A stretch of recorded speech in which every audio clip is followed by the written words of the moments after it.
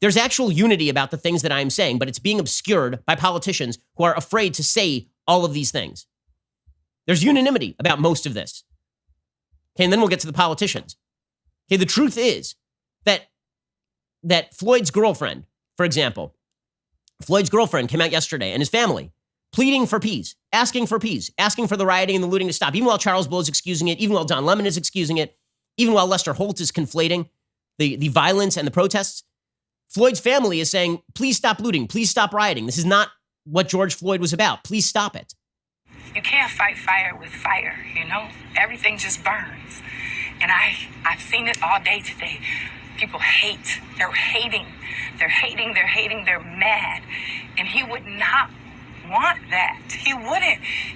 He would give grace. He would. I stand on that today he would still give grace to those people.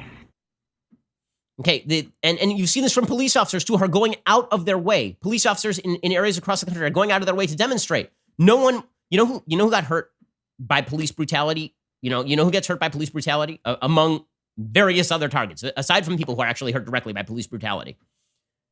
The good cops who are lumped in with bad cops are hurt by police brutality too. I've talked to enough cops across the country to know. I can't find a single cop who will defend anything that happened in that video of George Floyd.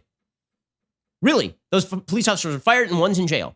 Bellevue PD, right, over in Seattle, sat and talked with the protesters. Police want to work with communities. This is what they do every single day.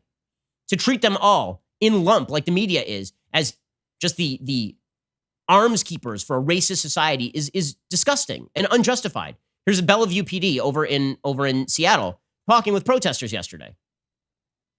The officers that were involved need to go to prison. Yes. For justice for George Floyd and the entire African American community. Yes. We're with you. Yes. We are with you. We are not against you. I'm telling you, the vast majority of law enforcement, and I can tell you 100% here in Bellevue, when we saw it, we condemned the behavior. We make sure that is never going to happen here. We embrace all of you. God bless you. How are we doing it? Yes, how? Training. Let me tell you. Let him talk. Okay, police, and this was, by the way, these were the scenes that they were not showing on the national news. That's only on local news, right? In New Jersey, police started marching with the protesters because guess who doesn't like police brutality? Police officers who do the right thing. Okay, this is where the hope of the country is. Okay, the hope of the country is in the idea that, yes, we are all at root decent, but there's a whole cast of people out there who want to portray America as divided between the indecent and the decent, and the indecent are nearly everybody in America, and the decent are the victims of that unjust, terrible America. This is over in New Jersey, the police marching with the protesters, right? There was an officer in Fargo, North Dakota, holding a sign with the protesters. Over in Santa Cruz, the police were taking a knee. Now, listen, I don't like the taking a knee routine because, again, I objected to it when it was Kaepernick. I object to it when it's these protesters. I object to it when it's cops. Okay, taking a knee suggests that all of America is indicated in this situation. I do not think that is true. And I think that if you took a poll of Americans, 99.999% of them want this officer in prison, including 99.999% of cops. By the way, people in the black community are not in favor of the rioting and the looting. Only people in the media who get to sit in their cushy mansions are in favor of the rioting and the looting. Most members of the black community are not in favor of this rioting and looting. The Atlanta mayor, right, who is black, said yesterday to the rioters, go home. You're not doing any good for the country. You're not doing any good for any cause here. You're not doing any good for anything. This city that has had a legacy of black mayors and black police chiefs and people who care about this city, where more than 50% of the business owners in Metro Atlanta are minority business owners. If you care about this city, then go home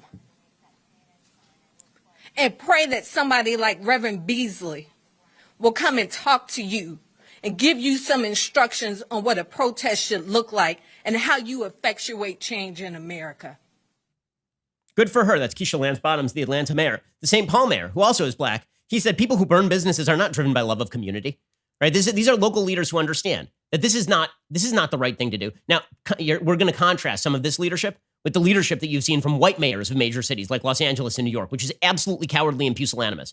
Here's the St. Paul mayor saying people who burn businesses aren't driven by love of community or by any cause. They're doing this because they are bad people. What we know is there's some people in our community, there's some people in our streets who are driven there by a passion for our community, by a love for our community, and by a deep desire to never see the painful loss of life, like the video of the killing of George Floyd that we all saw this week. And then there's folks in our streets who are there to burn down our Black-owned barbershops, to burn down our family-owned businesses, our immigrant-owned restaurants. And it is very clear to me that those people are not driven by a love for our community. And there's no way you can argue that those actions are designed to produce a better future for our community. Quite the opposite. This is exactly right. Why were Democrats, by the way, virtually all of this is happening in Democrat-run major cities.